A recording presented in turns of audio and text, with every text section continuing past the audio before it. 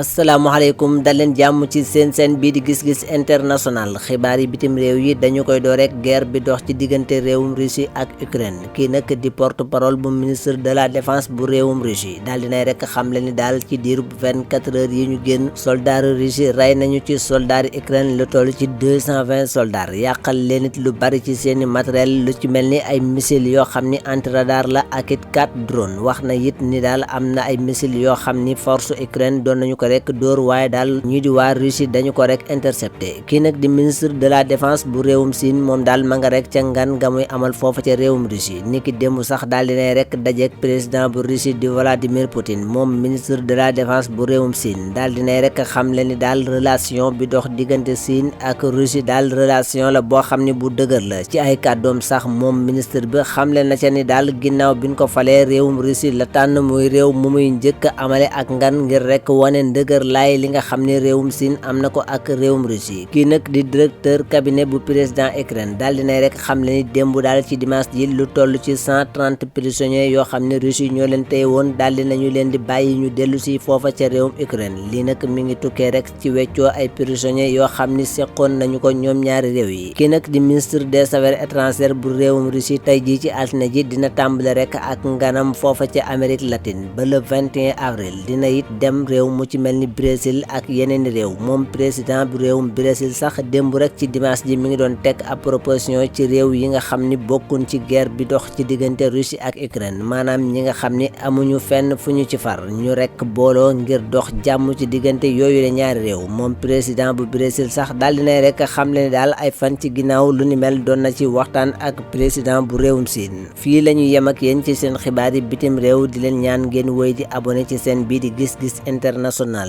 di partager vidéo yi di like tey di joxe seeni xalaat ci commentaire yi di leen ñaanal jàmm ak tawfeex sutura ak teranga jaa ngeen jëf